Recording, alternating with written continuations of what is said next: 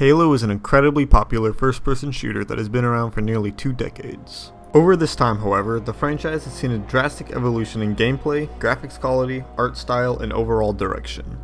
One major shifting point for these changes was the switch in studios producing the games, from the original producer Bungie to the newly created studio 343 Industries.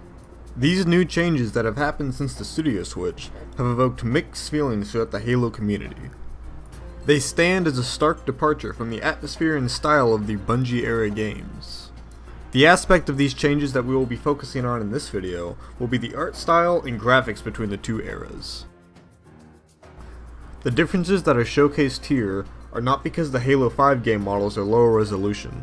They are actually twice the resolution of the Halo Reach model, but rather the model in Reach uses several layers overlaid over the model to give it a more detailed look.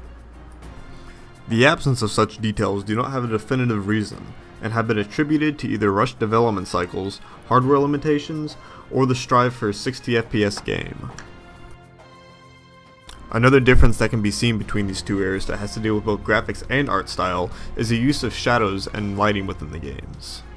These effects, when used effectively as shown, help create a more livable and believable game, and also a more dark and gritty atmosphere.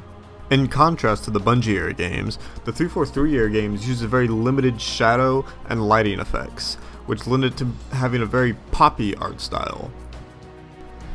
The more conservative use of shadow and lighting effects within the 343 era games serves as a departure from the atmosphere that is well established within the Bungie era games. For many fans, they are wondering what was the reason for this departure, and many of them feel it was unwarranted, such as myself.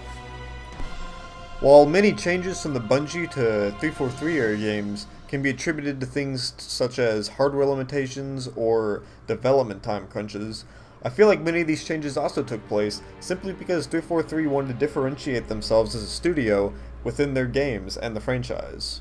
However, these changes do not seem to be particularly well received by the Halo community.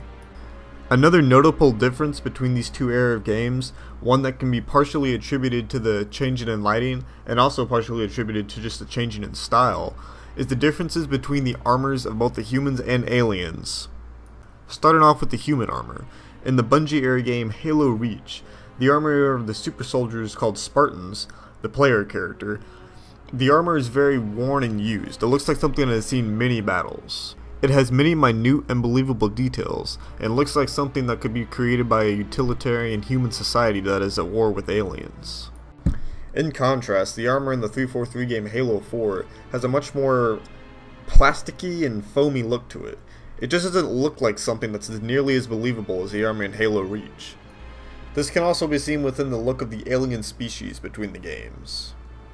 First, taking a look at the model for an alien enemy called the Elite in Halo Reach, we can see that the creature is covered in armor that looks very sleek, and this is amplified in other models of the creature within the game as well. This streamlined look is due to the fact that within the lore of the games, this alien species is essentially of a higher caste within the conglomeration of aliens fighting the humans. In Halo 4's Elite models, there can be seen an extreme departure from the Halo Reach Elites. The armor is seen missing in several places, and the body is much more stocky and the head is much more hunched. The Elites are supposed to be more graceful creatures within the Halo lore, and yet in this version they are seen as more brutish. Besides the obvious design differences, there are also more subtle differences in the actual physical design of the aliens, such as their eyes being more centered over the mandibles on their head, and their feet having a different profile than the feet of those in the Reach models.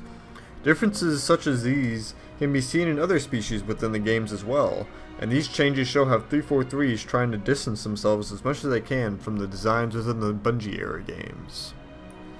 Whether these design changes actually provoke the response wanted within the community by 343 is still a question left unanswered, but it is clear that as a studio, 343 is trying to make the Halo franchise into something visually distinguishable from its Bungie roots.